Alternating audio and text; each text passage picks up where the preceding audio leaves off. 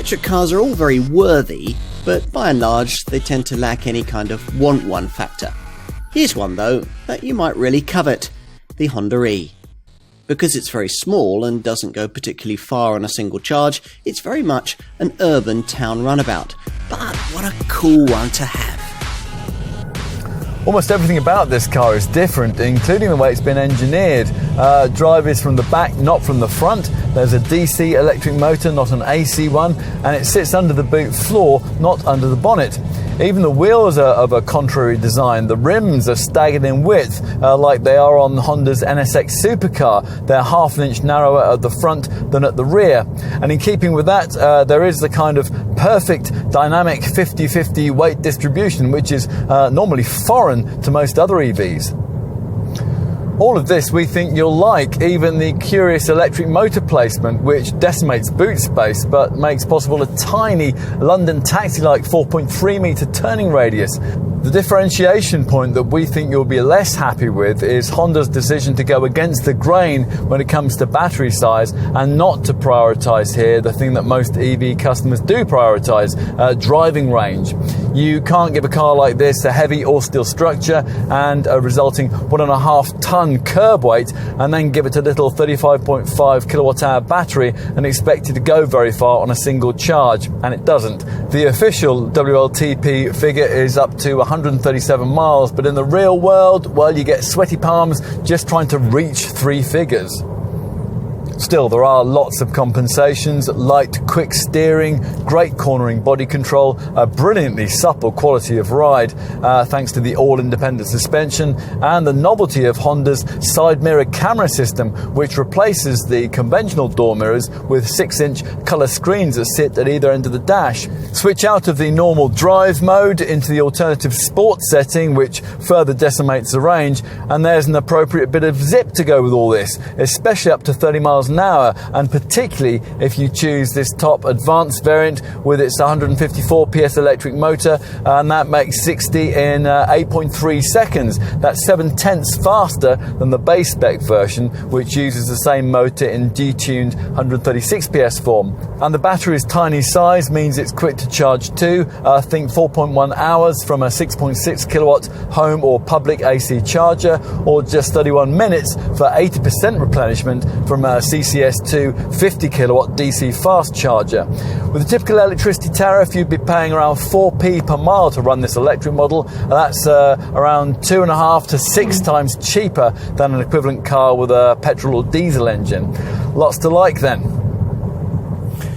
Rarely have we ever tested a car that looked quite so much like a motor show concept. Not everyone will like the look of this Honda E, but there's certainly nothing like it on the road. Where to start? With the bonnet, perhaps, it being here rather than in the front or rear wing that the charging flap's located, beneath a classy glass cover that conceals the smartly illuminated sockets. Above it, this panoramic windscreen blends into the A-pillars and the side windows, but your attention will be rather more taken by what lies below.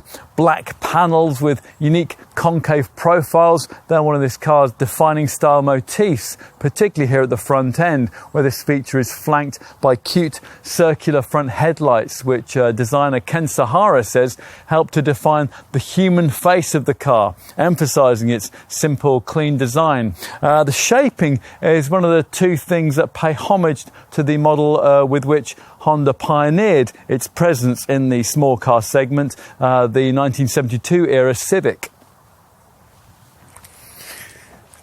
The other is this gently scalloped detail line that runs across the flank and up to the C-pillar, framing the glass house and adding a sense of depth to the smooth surfacing. Yes, smooth surfaces, they're another styling theme here, with almost nothing allowed to spoil the clean, flush finishing. Not front door handles, which only pop out proud of the panelwork as you approach the car.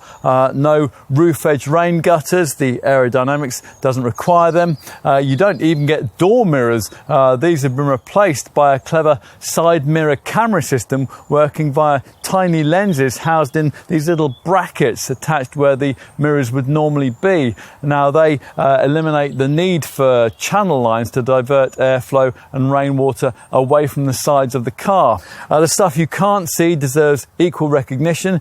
You would expect simply a repackaged version of the front-driven chassis that underpins this car's Jazz hybrid showroom stablemate. Instead, what you actually get is a completely different steel platform which breaks with small EV convention by siting the electric motor at the back, where unusually for a compact battery-powered model, it drives the rear wheels.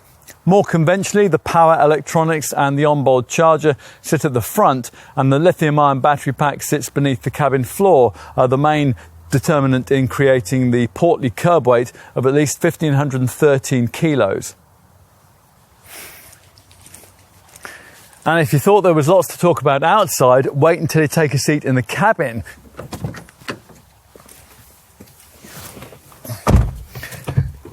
Inside, you're greeted by an interior that'll be unlike anything you've ever sat in. Designed under stylist Akinori Miui, it's open plan and avant-garde with soft, flat seats that you perch quite high on and which are upholstered with the kind of fabric you might find on a chic high-end sofa. Most eye-catching, though, is the way that this full-width digital dashboard incorporates more screens than you'd find in a computer hacker's bedroom, there being no fewer than 5 of them. The instrument binnacle has one, of course, a rather cluttered 8.8-inch monitor replacing the conventional dials, and at either end of the dash lie 6-inch monitors relaying images from the SMCS, the side mirror camera system we mentioned earlier. In between are 2 12.3-inch screens, rectangular in shape, joined at the centre of the fascia, with features that you can switch between monitors, which can deliver way more than the usual infotainment features and which can play movies, accept gaming console attachment, and even show a calming aquarium. We think, though, you're less likely to appreciate these light wood artificial inlays. They seem like an odd trimming choice in such a futuristic car, but at least everything's light and airy. The generous wheelbase facilitates far more interior space than you'd ever think would be possible from the diminutive exterior dimensions. The ambiance is embellished by light materials, by big windows, a standard fit sunroof, and the deletion of the usual transmission tunnel, which creates this large flat area between the front footwells. What about the rear? Can it really replicate the relatively spacious feel delivered up front?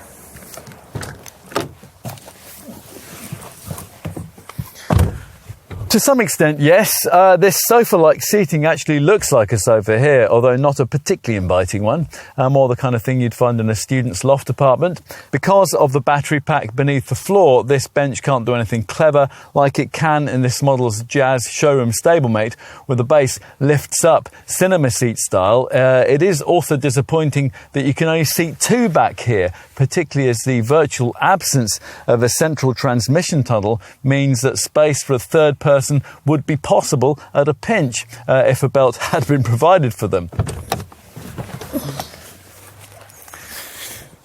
Finally, let's take a look out back. Okay, so you can't expect too much in terms of boot space from a car just 3.9 metres in length, but we'd hope for a bit more than this. 171 litres. With everything folded, 861 litres of capacity is on offer if you load up to the roof, or 571 litres if you load to the window line. Those figures are about a third less than is offered by the Jazz model we just mentioned. This car, according to Honda, represents the start of its electrification journey. It is a rather late start. Until quite recently, when other brands were fully into EV development, this Japanese maker was still convinced that hybrids were the only solution until hydrogen fuel cell vehicles got going. But the quick about turn that brought us the sports EV concept and then this Honda E production model forced the brand to be radical. We can't help liking this end result. This Honda, though, it's different. It's modern yet memorable, both inside and out. And little touches like the clever fascia screens and the virtual door mirrors provide the required cutting-edge feel that early adopters of technology tend to like. It'll be a rare choice, chosen by folk who'll love its bijou, distinctive packaging so much that they're happy to pay more for a car that they won't actually be able to travel in quite as far as they might like. The parameters governing its development, electrification, automation and connected services, they seem cold and uninviting. The end product, though, is anything but. If you like it, you'll love it. If you don't, then simply admire here the kind of innovation that any trend-setting Honda really ought to have. Decades ahead, when other current small EVs have been long forgotten, this one will be cherished by the few loyal to it. It's a special little car.